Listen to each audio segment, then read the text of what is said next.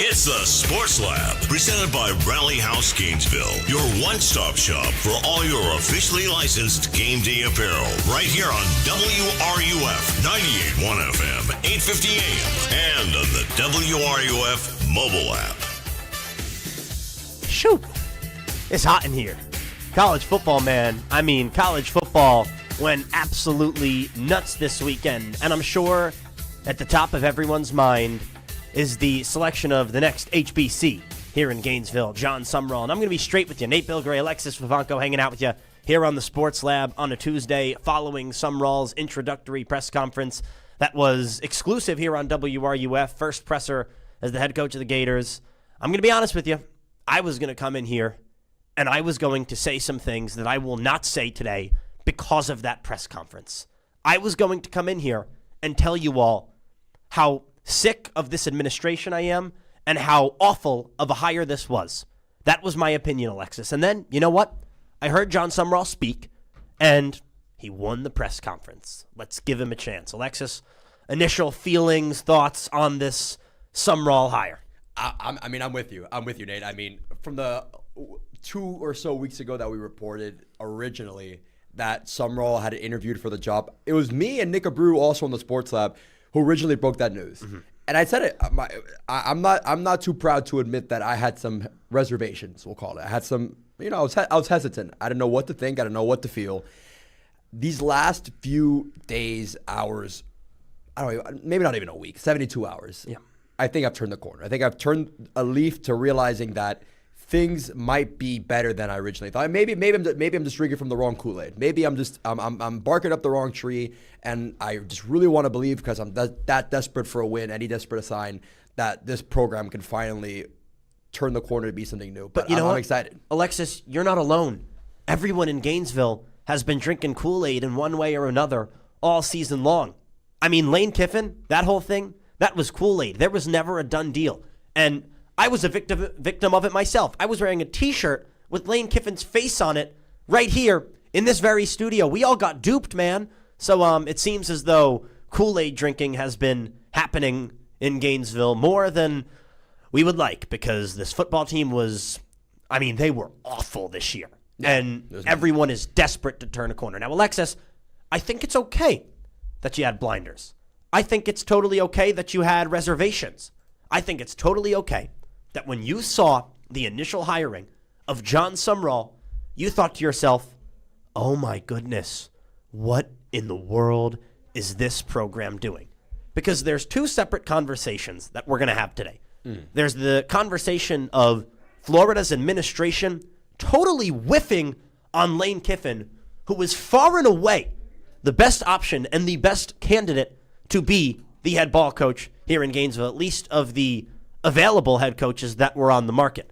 And there's the conversation of Lane, it seemed like it was a done deal. Then all these reports come out about him meeting with Scott and a general manager of football who would be above Lane Kiffin. All of a sudden, boom, the prettiest girl on the market slips right through your fingertips and out of your phone. Then, Alexis, there's the conversation of who actually is Jon Sumrall. And I don't think everyone here in Gainesville thought about that or had that conversation or internal discourse because they were so focused on Lane. I mean, I think the best metaphor I can provide for you right now, just to use that pretty girl example, I mean, you don't meet historically your wife at the club. And that's sometimes what you might what is the hard pill to swallow. I mean, would you rather have somebody that is kind of like a diamond in the rough, kind of like a she's all that situation where she takes her glasses off, lets her hair down, and you realize, wait, this girl's a 10. We just didn't realize it at the beginning. And then our pretty girl at the club, she's going to have that same experience over and over and over, keep bouncing until she finds the right person. And what we've done, we've established a culture here. And to be honest with you, I think the initial reservation is valid. I think, Florida fans have been waiting for something that's not what we experienced last hiring cycle. I mean, the initial reluctance, I think, starts with, yes, there's a lot of similarities you can draw between Jon Sumrall and Billy Napier. I mean, having that Sunbelt connection is never, there's a reason we're not calling him, Sunbelt John. Oh, people are calling him Sunbelt John on social media. I'll guarantee you that. I've seen it. Actually, when I was coming home from the stadium yesterday, I did end up hearing somebody saying it's summer all year long, summer all year long. And that's a good one. There's also summer all in from our very own AJ Sheridan here on the Sports Lab WRUF, presented by Rally House. Nate Bilgeray, Alexis Vivanco hanging out with you. If you want to join the conversation, phone lines are open, 392-8255, 392-8255. Question of the day. Did Florida set the program back in hiring Jon Sumrall or push it forward?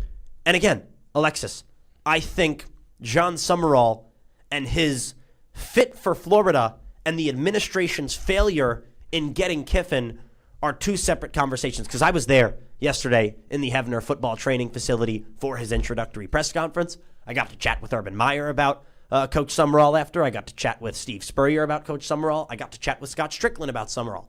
All of them had overwhelmingly positive things to say. Yeah, of course, as you should. As you should. And when you listen to Sumrall speak, you're like, yeah, this guy's a winner. He sounds a little bit like Curt Cignetti, the way he's just a walking soundbite, rough and tough, ready to play some football. I was semi-bought in, but it's impossible to ignore the fact that he is a wild card. Jon Sumrall is a wild card. And to be quite frank with you, until next year, or maybe even 2 seasons down the line, when that's all said and done, only then will we know what we're getting with Jon Sumrall, because right now, I don't know who this guy is. I know he's tough. I know he's passionate, but Alex Golish is passionate. There's a lot of passionate coaches in college football. That doesn't mean they can win at the SEC level, right? So I think he's very much so a wild card, and it's okay to have those reservations. No, and I think the ultimate marker for Coach Sumrall, I think it starts this weekend. I think being able to win versus North Texas, I think, is the first step. Because right now, if you're in the Tulane camp right now, over here in Gainesville, we're all, peaches and creams, dandelions and roses, thinking, wow, this is fantastic. A new coach, new system. He's already bringing in guys. Hold on. I don't know about that. I don't think everyone's peaches and cream here in Gainesville. I think there are people that are very ticked off about this. Well, if you think the people are ticked off here, imagine what's going on back in Tulane. I mean, obviously, with some reservations. It's not the same deal as what Ole Miss must be going through right now with Lane Kiffin. But think about it. If you're at Tulane, you already have the knowledge that your guy is out. Your head coach is out. Your marker for success has to be, can you rally the troops just enough to at least sniff the playoffs, be that final little piece in the 12-team playoff? Because now you got to transfer all the way to Florida. Yeah, but it's a bunch of the same thing. It's a bunch of mumbo jumbo, like Lane Kiffin. Jumbo. Yeah, no, not to insult you, but like Lane Kiffin going from Ole Miss to LSU, it's not a lateral jump, but it's SEC to SEC. It's an acute angle jump. Yeah, exactly. But Jon Sumrall, everyone in Tulane knew that guy was leaving, because eventually when you coach in the American Athletic Conference, you leave for a school like Auburn or Florida once the Lane Kiffin deal fell through here in Gainesville. So I think they're totally two separate conversations. Now, I will say, a part of me would feel a lot more comfortable about this Jon Sumrall hiring if he does beat North Texas in the conference championship and then goes and competes against an SEC or Big Ten team in the college football playoffs. Because then all of a sudden, instead of looking at Sumrall like a wild card, Alexis, you're looking at Sumrall and going, hey, this guy is kind of like Kenny Dillingham. He's got some dog in him. He doesn't necessarily have the juice behind his program or the facilities or the funding to beat the SEC, Big Ten. But guess what? He went out there and competed anyway. So if he does go and compete in the college football playoffs, I think the tone in Gainesville is going to shift even more so than it did after that first press conference. Because you can't teach heart. I mean, that's the one factor that propelled ASU as far as they did last year during the playoffs. I mean, it doesn't matter how much money you're spending, how much NIL you got in the bank. I mean, it might affect some of the statistics, the analytics, if we want to play Moneyball here. But realistically, it's 11 on 11, spot the ball, hand in the dirt, let's play ball. Like Coach Sumrall did mention that in his press conference just last night, and that to me I think speaks to a culture that Gainesville needs at this point in time. I'm not saying that Billy Napier didn't have what this team was looking for, but unfortunately, I mean, listen, let's take this as a good sign. At least Miles Graham, Vernell Brown were at the press conference, which is at least a positive sign. Okay, but hold on, you just named 2 Gators that are legacy Gators, and their fathers played here. That means nothing. Miles Graham and Vernell Brown loyalty right now means nothing. I think we're realizing that during this coaching cycle. I think at the very least having the backing of some of your most prized talents here with the Gators, I mean, I'm willing to bet that that's at least a vote of confidence from internally. I mean, of course, with that being said, you had guys like Jaden Ball who weren't in attendance, where he's coming off a really productive 1K season. Very important, Dallas Wilson was at that press conference. And that is massive, because I have no clue. I have no clue what's going on in Dallas Wilson's mind. Nate Belgaray, Alexis Vivanco hanging out with you here on the Sports Lab, presented by Rally House on WRUF. We're just talking Jon Sumrall right now, the whole hiring scenario, his introductory press conference that was presented exclusively here on WRUF yesterday. And, man, I think it's good that Dallas Wilson was there. You're right, a little iffy on the fact that Jaden Ball wasn't there, but who knows what Dallas Wilson is thinking right now? That dude played one game as a Gator against Texas where he essentially got the tape to go anywhere he wanted and command the amount of money he gets. Because in that Texas game, Dallas Wilson looked like an NFL receiver. He looked next level. VB3, awesome. Dallas Wilson, a step ahead. So to see him there, that was good. In fact, so I was talking about how I was at the press conference, Alexis. I just think of this because you brought up 11 on 11, 11-man football, 11-man game. I had someone shoot me a text as I was getting to the press conference. Hey, man, you should raise your hand and ask Coach Sumrall if he knows how to count 11 men on the field. I did chuckle to myself. So I think it's okay. You talked about turning a new leaf earlier. Yes, we are turning a leaf away from hopefully incompetent coaching, incomprehensibly bad coaching, horrendous football. The question is Jon Sumrall excellent?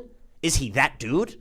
Can he win at the level that Lane Kiffin can? Because, Alexis Vivanco, I hear a lot of people here in Gainesville saying, well, now that I've seen all the Lane Kiffin drama, and do they really sound like that? Well, I don't know if they sound like that, but it's a possibility. And I was just having fun with the intimidation. But they're like, now that I've seen all the Lane Kiffin nonsense and how he left Ole Miss and did them dirty for LSU, I think I'd rather Sumrall. No, you wouldn't. Stop lying to yourself. Don't lie to me. Don't lie to Alexis. Don't lie to our producer, Michael Tubbs. And don't lie to yourself. It's disrespectful. Everyone here in Gainesville would have rathered Lane Kiffin. Does that mean that Jon Sumrall can't do the job? Absolutely not. But Florida didn't get the number one guy on the market. No, I mean, number one guy on the market, no. But I will tell you, you have to kind of push that to a side for a second, because the Lane Kiffin Chronicles have no point in stopping here. I mean, like it's probably gonna keep going far into the offseason, probably into next season. I think when LSU plays Ole Miss next year, you're gonna hear it. You're gonna hear some very unhappy fans. But if there's a beautiful enough girl out there, Alexis Vivanco, who comes with baggage, I think you're all right with the baggage if she's that beautiful. If she holds me down, I'll do anything for the right girl. What? So, and now we've taken a weird turn here on the Sports Lab presented by Rally House. Nate Belgaray, Alexis Vivanco hanging out with you here on a Tuesday. And Jon Sumrall officially introduced as the HBC here in Gainesville. Remember, phone lines are open, 352-392-8255. Question of the day, did Florida set the program backwards or forwards with this hire? Alexis, I want your take on that. I mean, I think obviously you're hitting on a lot of important sentiments here. Like we're going to keep harping on this one thing. Lane Kiffin obviously was that a internal fumbling, we'll call it. I mean, like there's a lot to be said whether or not that, like, was Lane Kiffin always going to be happy here, knowing that he might not have been the number one option, might not have been the big kahuna calling all the shots and really setting his program up for success.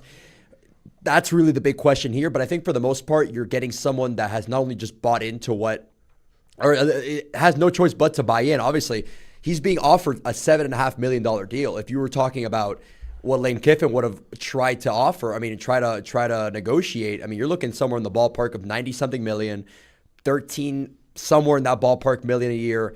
That's a lot of money to spend on a program. When you're a coach that's being offered $7.5 million, that tells me that Florida knows that this is a value option. This is a economic whatever. I mean, we like not to discredit Coach Sumrall. I mean, this guy was supposed to be the fallback option for Auburn, for LSU, if they were unable to get Lane Kiffin. So that tells me that they're in a position where they have a somewhat bit of leverage. Yep. That they can say, well, we don't have the ultimate piece of, as we'll say, we don't have all the eggs in our corner, whatever the word is for all their whatever's in the corner. But you're going to go after whatever's in the corner. So there's something in a corner, like there's in a row, ducks in a row, whatever you call them. But to at least know that some of the points you need to hit on, I think he hit all the right bells. I mean, talking about hiring an explosive OC, playing hard-nosed football, that's exactly what you're looking for. I mean, Cade Bell from Pitt is a name we've heard being thrown around a lot. I'm at least somewhat optimistic that he's heard the feedback and is taking notes. Yep, Alexis Vivanco, Nate Bill Gray hanging out with you here on the Sports Lab. Phone line's a little jammed. Sports Lab presented by Rally House. We got Dale, we got John, we got Chris. Guys, we're going to get to you, but we're running out of time here, so we're going to have to take a quick break. But when we come back, I'm going to tell you about how miserably this administration failed and how disgusted I am with the Athletic Association here in Gainesville and how they whiffed on Lane Kiffin. See you soon.